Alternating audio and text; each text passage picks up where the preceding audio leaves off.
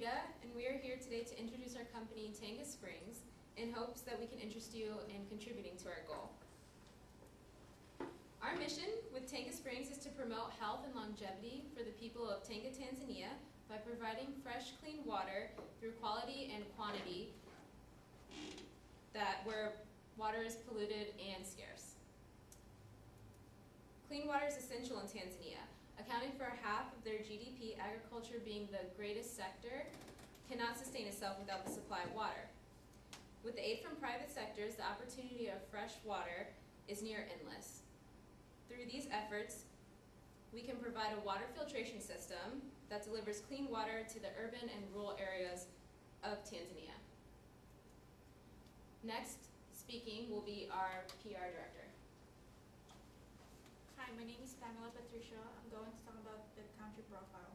Our company headquarters located in Tanga, Tanzania. Tanzania is one of the largest population in Africa, about 40 million people. However, it is also one of the poorest countries in the world.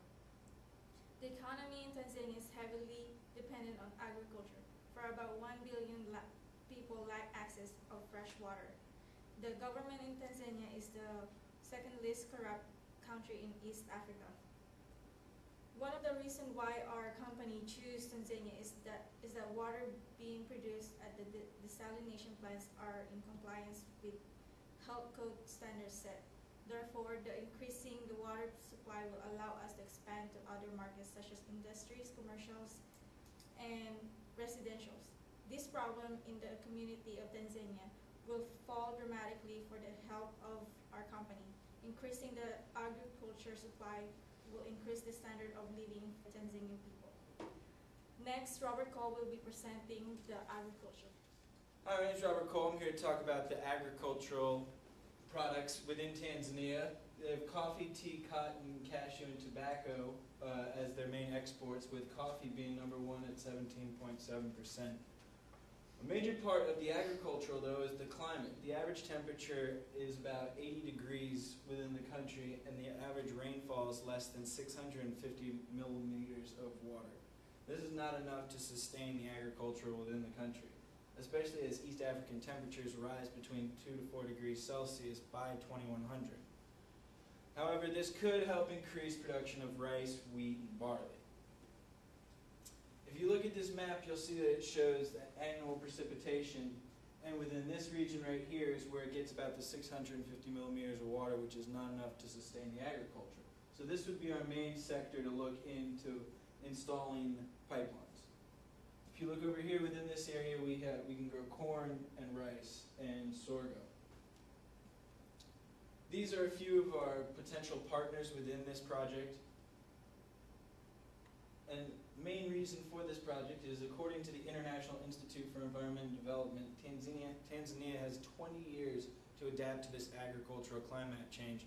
Otherwise, it's going to start suffering severe droughts, famines, and not be able to produce the amount that it is today.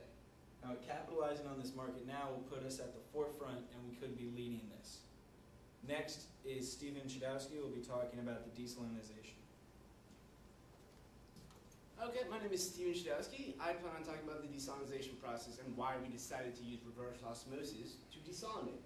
First of all, we like to say that we decided to put the desalinization plant in Tanga, Tanzania, which then we will plan on routing a pipeline all the way up to right around the Mount Kilimanjaro area, which will create a giant reservoir, which will be placing our excess water to benefit us in times of drought, to expand profits. And there is a massive network of irrigation system which we plan on routing through that reservoir. Okay, this is the vision of our desalinization plant in Tanga, Tanzania, which is going to be run by a solar panel superconductor and has a water treatment center to purify the water of the purities. Okay, so right here is a video of how the reverse osmosis process is going on, and as you will see that most of it, as water gets purified, salt gets out, desalinization, right? And then there's the sediments, the rocks, the brine, and everything that is relatively bad is getting pushed back out into the ocean at a safe temperature, not harming the ecosystem of the precious ocean.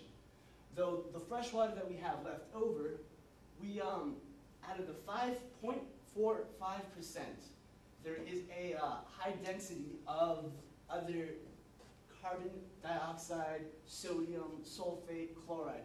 So what we plan on doing is adding this chlorine dioxide to purify the water right over there, which will make it completely up to standards in the World Health Organization code of book. Okay, and as you can see here, the water is getting pumped back out into the ocean, which would have been that brine and all the sediments. So that is desalinization. We have next is our financier, Connor. Thank you, Steve. As you said, my name is Connor Cafferty, and I'll be explaining the financial aspect of the project today. As you can see, I have two graphs here outlining the startup costs and the annual sales and expenses. Our startup costs are the main expense here is the facility, as Steve described, is a desalinization plant. That will be obviously used to take the seawater and make it fresh water. We also have our land salaries and legal fees, which all add up to a total startup expenses of $101,210,000. That is our initial startup cost, which will be our initial investment into the company to get the company up on their feet.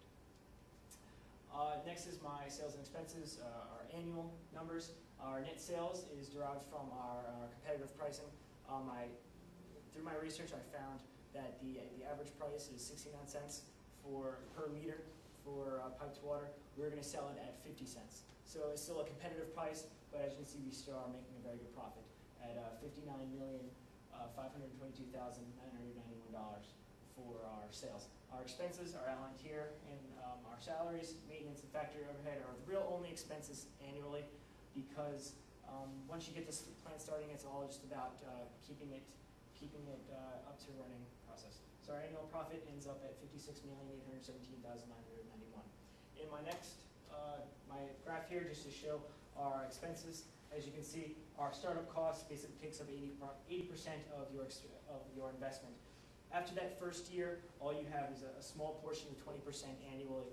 So once we get the company on our feet, it will be a very wise investment, because there is going to be a very high profit compared to our expenses. Thank you very much, and Sarita will be our marketing director. Thank you. Hi. Okay, so our target market geographically is in the city of Tanga, which is on the northeast border of Tanzania. Our consumer lifestyle are large local quantity growers, and our distribution tactic is to supply irrigation pipes from our plant to various farms. Our top competitor is the water project that is nonprofit. However, consumers prefer Tanga Springs because of our accessibility, our technologically advanced systems, and our efficient design. Feed the Future is a company that we currently collaborate with, where we supply the water. They supply new technologies, strategies, and techniques in order to increase their supply. Next, Rob Yenes will be talking about laws and regulations. My name is Robert Yanez, and this is the government regulations and limitations in Tanzania. It is imperative, under regulation, our company submits the following permits and certificates. But the most important certificate is a certificate of compliance. It's issued to foreign companies, such as ours, and upon submitting this form, it registers our company to the Business Registration and Licensing Agency. This is a limitation in the Environment Impact Assessment. Simply, this is an examination conducted by the government to determine if our irrigation operations have no adverse effect on the Tanzanian environment. And there is a process in which this goes. So, now, to present our summary, Robert Cole will go on. Thank you.